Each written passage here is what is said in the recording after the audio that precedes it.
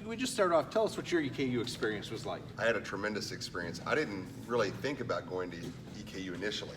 My mom and dad graduated from there in '64.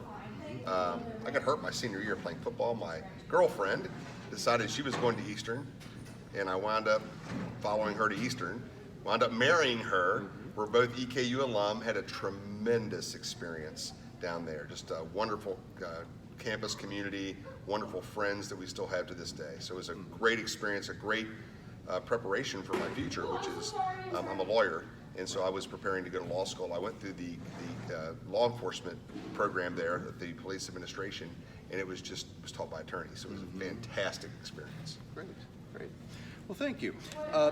First question, in Barack Obama's book, A Promised Land, he tells the story of being a new state legislator in Illinois and having given a great speech on behalf of the legislation.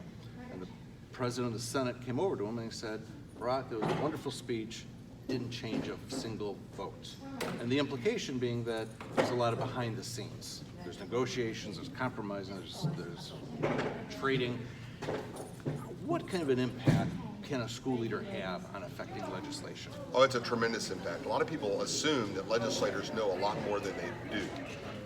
We all come from a variety of life, and so because of that, you have everything from pharmacists to farmers to lawyers to doctors to blue-collar workers, and so a lot of them know about their area, but they don't know about the other areas.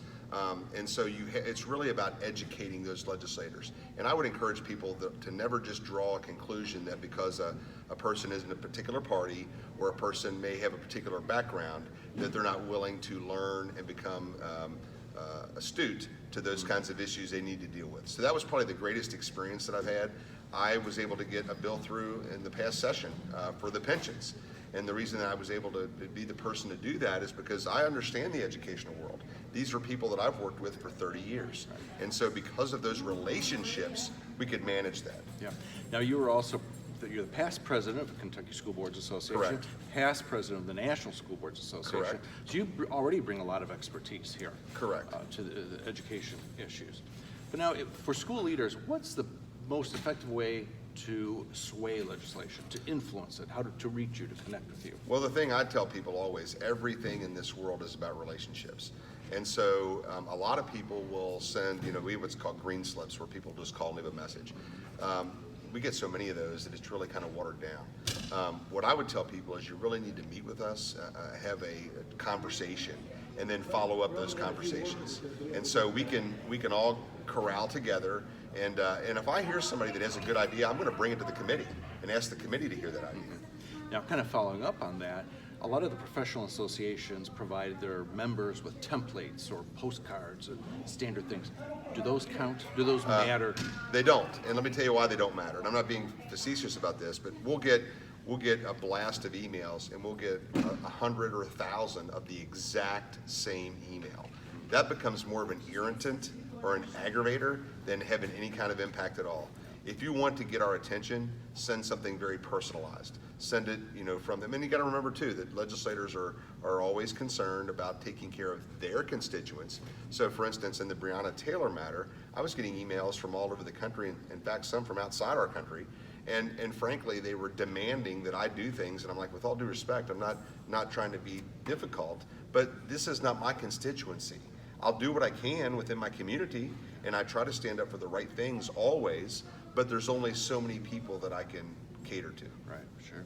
What's the biggest mistakes people make in terms of reaching you, aside from things like the mass emails, the blasts, in terms of communication? What's the biggest mistake you see?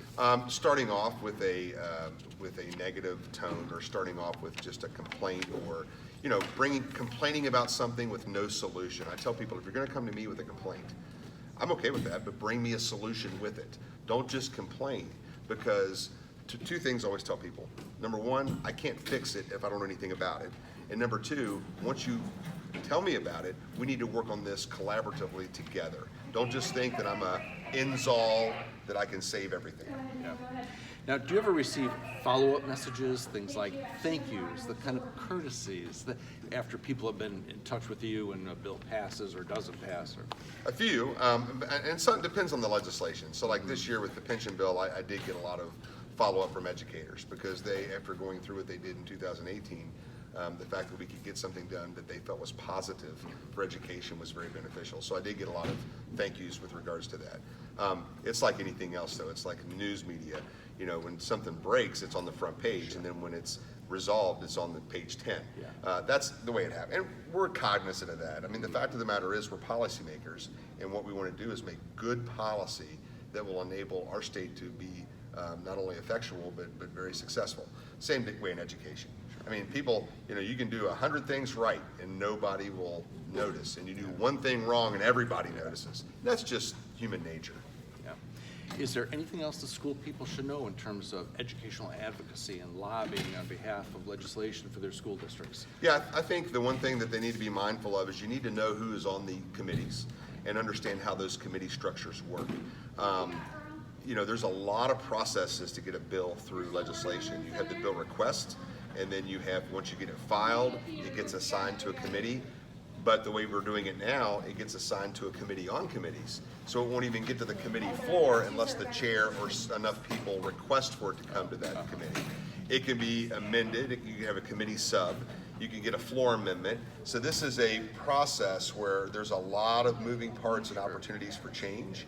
And so what I would tell people is, don't think because you attended a meeting and got an overview that this is what the bill's going to be. Because what it ends up as, once it filters through the floor, goes to the other chamber, it could be entirely different than what you started with. Sure.